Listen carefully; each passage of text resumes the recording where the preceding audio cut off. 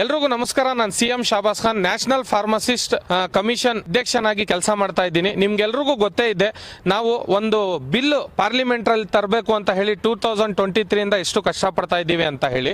ಇವತ್ತು national pharmacy commission amendment bill 2023 ಎಲ್ಲ ನಿಮ್ಮ ಕಣ್ಣು ಮುಂದೆ ಇದೆ. ನೀವು ಗೂಗಲ್ ಮಾಡಿದ್ರೆ ನಿಮಗೆ ಸಿಗ್ತದೆ. ಫಾರ್ಮಸಿಗೆ ರಿಲೇಟೆಡ್ ಸಂಬಂಧಪಟ್ಟ ಆಗಿರೋ ಎಷ್ಟು ಕಾನೂನುಗಳು ಹೊಸದಾಗಿ ಇಂಟ್ರೊಡ್ಯೂಸ್ ಮಾಡಿದ್ದಾರೆ. ಅದ್ರ ಜೊತೆಗೆ ನಾವು ಯಾವುದೇ ರೀತಿಯ ಯಾವುದೇ ಫಾರ್ಮಸಿಸ್ಟ್, ಅದು ರಿಜಿಸ್ಟರ್ಡ್ ಫಾರ್ಮಸಿಸ್ಟ್ ಎಲ್ಲಾದ್ರೂ ನಿಮ್ ಗಮನಕ್ಕೆ ಬಂದ್ರೆ, ಎಲ್ಲೋ ಅವರು ಫಾರ್ಮಸಿಯಲ್ಲಿ ಅವೈಲೇಬಲ್ ಇರಲ್ಲ ಅಥವಾ ಫಾರ್ಮಸಿಸ್ಟ್ ತಮ್ಮ ಪರವಾನಗಿಯನ್ನು ಬೇರೆಯವ್ರಿಗೆ ಸೇಲ್ ಮಾಡಿಬಿಟ್ಟೋಗಿದ್ದಾರೆ ಅಂತ ಹೇಳಿ ಇಂಥ ಕೇಸಸ್ಗಳು ನಮ್ಮ ಮುಂದೆ ಬಂದಾಗ, ಇದಕ್ಕೆ ನಾವು ಪ್ರತಿಯೊಂದು ತಾಲೂಕು ಕೂಡ ಭೇಟಿ ಕೊಟ್ಟು ಆ ತಾಲೂಕಲ್ಲಿ ನಮ್ಮ ಯಾವುದೇ ರೀತಿಯ ನಾವು ವಿಸಿಟ್ ಮಾಡುವಂತ ಫಾರ್ಮಸಿಯಲ್ಲಿ ಫಾರ್ಮಸಿಸ್ಟ್ ಅವೈಲೇಬಲ್ ಇಲ್ಲ ಅಂತ ಹೇಳಿದ್ರೆ ಅಥವಾ ಅವ್ರ ಪರವಾನಗಿಯನ್ನು ಬೇರೆಯವ್ರಿಗೆ ಮಾರಿ ಹೊರಟೋಗಿದ್ದಾರೆ ಅಂತ ನಮ್ಮ ಗಮನಕ್ಕೆ ಬಂದ್ರೆ, ಈ ಸ್ಪಾಟ್ ಅಲ್ಲಿ ನಾವು ಫಾರ್ಮಾ ಕೌನ್ಸಿಲ್ ಆಫ್ ಇಂಡಿಯಾಗೆ ಮತ್ತೆ ಸ್ಟೇಟ್ ಫಾರ್ಮಸಿ ಕೌನ್ಸಿಲ್ಗೆ ಕಂಪ್ಲೇಂಟ್ ಅನ್ನು ರೈಸ್ ಮಾಡ್ತೀವಿ. ಅವರ ಲೈಸೆನ್ಸ್ ಅನ್ನು ಕ್ಯಾನ್ಸಲ್ ಮಾಡಿಸ್ತೀವಿ. ಆಮೇಲೆ ಡ್ರಗ್ ಕಂಟ್ರೋಲ್ ಡಿಪಾರ್ಟ್ಮೆಂಟ್ಗೆ ಇನ್ಫಾರ್ಮೇಶನ್ ಕೊಡ್ತೀವಿ. ಅದ್ರ ಪ್ರಕಾರ ಅವ್ರ ಲೈಸೆನ್ಸ್ಗಳು ರದ್ದಾಗುತ್ತೆ. ಈ ತರ ಆಗಕ್ಕೆ ಎಲ್ಲೂ ಕೂಡ ಕೊಡಬೇಡಿ. ಆಮೇಲೆ ಪ್ರತಿಯೊಂದು ತಾಲೂಕಲ್ಲಿ ಸಭೆಯನ್ನು ಕರೆಯುವ ಉದ್ದೇಶ ಏನಂತ ಹೇಳಿದ್ರೆ, ನಮ್ಮ ಫಾರ್ಮಾ ಡಿಪಾರ್ಟ್ಮೆಂಟ್ ಅಲ್ಲಿ ನಾವಿವತ್ತು ಫಾರ್ಮಾ ಡಿಪಾರ್ಟ್ಮೆಂಟ್ ಅನ್ನು ಉಳಿಸಬೇಕಾಗಿದೆ.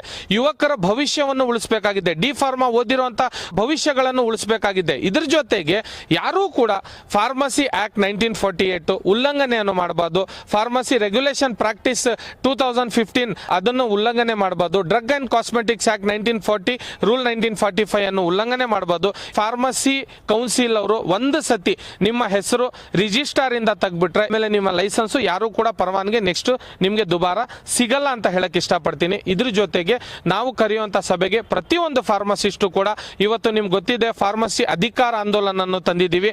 ಅದಕ್ಕೆ ಇದನ್ನು ಗಮನಿಸಿ ಇವತ್ತು ನನಗೆ ನ್ಯಾಷನಲ್ ಫಾರ್ಮಸಿಸ್ಟ್ ಕಮಿಷನ್ ನನಗೆ ರಾಜ್ಯಾಧ್ಯಕ್ಷನಾಗಿ ನೇಮಕ ಮಾಡಿದ್ದಾರೆ. ನನ್ನ ಕರ್ತವ್ಯ, ನಾನು ಒಂದು ಪ್ರಾಮಾಣಿಕವಾಗಿ ಕೆಲಸ ಮಾಡಬೇಕು ಅಂತ ನಿಮ್ಮ ಜೊತೆ ಬಂದಿದ್ದೀನಿ. ನಾವೆಲ್ಲರೂ ಕೂಡ ಒಗ್ಗೂಟಿ ಆಗಿ ಒಂದಾಗಿ ಇವತ್ತು ಕೆಲಸ ಮಾಡ್ಕೊಂಡು ಹೋಗಬೇಕಾಗಿದೆ. ನೀವೆಲ್ಲರೂ ಕೂಡ ನನಗೆ ಫಾರ್ಮಸಿಸ್ಟ್ಗಳು, ರಿಜಿಸ್ಟರ್ ಫಾರ್ಮಸಿಸ್ಟ್ಗಳು ನನ್ನನ್ನು ಸಹಾಯ ನೀಡಬೇಕು, ಬೆಂಬಲ ಕೊಡಬೇಕು. ಇದ್ರ ಜೊತೆಗೆ ನಮ್ಮ ನ್ಯಾಷನಲ್ ಫಾರ್ಮಸಿಸ್ಟ್ ಕಮಿಷನ್ ತಂದಿರೋ ಅಂತ ಒಂದು ನಿಮಗೋಸ್ಕರ ರಿಜಿಸ್ಟರ್ ಫಾರ್ಮಸಿಸ್ಟ್ಗಳಿಗೆ ನಮ್ಮಲ್ಲಿ ಮೆಂಬರ್ ಆಗಿರೋರಿಗೆ 1 ಲಕ್ಷ ರೂಪಾಯಿ ನಾವು ಇನ್ಶೂರೆನ್ಸ್ ಅನ್ನು ಕೊಡ್ತಾ ಇದ್ದೀವಿ. ನಿಮಗೆ ಯಾವುದೇ ರೀತಿಯ ಆಘಾತ ಆದ್ರೆ ಅಪಘಾತದಲ್ಲಿ ನಿಮ್ಗೆ ಅದು ಉಪಯೋಗಕ್ಕೆ ಬರುತ್ತೆ. ಆಮೇಲೆ ನಿಮ್ಮ ಜೀವನಕ್ಕೆ ಒಳ್ಳೇದಾಗುತ್ತೆ. ರಿಜಿಸ್ಟರ್ ಫಾರ್ಮಸಿಸ್ಟ್ RPಗಳು ಅವೈಲೇಬಲ್ ಇರಿ. ಆಮೇಲೆ ಯಾವುದೇ ರೀತಿಯ ಲೈಸೆನ್ಸ್ ಗಳನ್ನು ಬೇರೆಯವ್ರಿಗೆ ಮಾರ್ಕೊಳ್ಳಕ್ ಹೋಗ್ಬೇಡಿ. ಆಮೇಲೆ ನಾವು ಸಭೆ ಸಮಾರಂಭದಲ್ಲಿ ನೀವು ಕೂಡ ಭಾಗವಹಿಸಿ, ನೀವೆಲ್ಲರೂ ಕೂಡ. ಆಮೇಲೆ ನಿಮ್ಮ ಜೊತೆಗೆ ಮಾಧ್ಯಮದವ್ರಿಗೂ ಕೂಡ ನಾವು ಇನ್ವೈಟ್ ಮಾಡೋದಿಷ್ಟೇ, ಏನಂದ್ರೆ ನಿಮ್ಮ ಗಮನಕ್ಕೂ ನಿಮ್ಮ ಮಾಧ್ಯಮಗಳ ಮುಖಾಂತರ ನಾನು ಕೇಳೋದು ಏನಂದ್ರೆ, ನಿಮ್ಮ ಗಮನದಲ್ಲಿ ಇರಲಿ, ಯಾರಾದ್ರೂ ಒಂದು ಫಾರ್ಮಸಿಯಲ್ಲಿ ರಿಜಿಸ್ಟರ್ ಫಾರ್ಮಸಿಸ್ಟ್ ಅವೈಲೇಬಲ್ ಇರಲ್ಲ ಅಥವಾ ಎಲ್ಲಾದ್ರೂ ಅವರು ತಮ್ಮ ಲೈಸೆನ್ಸ್ ಅನ್ನು ಬೇರೆಯವ್ರಿಗೆ ಮಾರಿ ಹೊರಟೋಗಿದ್ದಾರೆ ಅಂತ ನಿಮ್ ಗಮನಕ್ಕೆ ಬಂದ್ರೆ ದಯವಿಟ್ಟು ನನಗೆ ತಿಳಿಸಿ. ನಾನು ಈ ಕಂಪ್ಲೇಂಟ್ ಅನ್ನು ರೈಸ್ ಮಾಡಿ ಫಾರ್ಮಸಿ ಕೌನ್ಸಿಲ್ಗೆ ಇನ್ಫಾರ್ಮ್ ಮಾಡ್ತೀನಿ.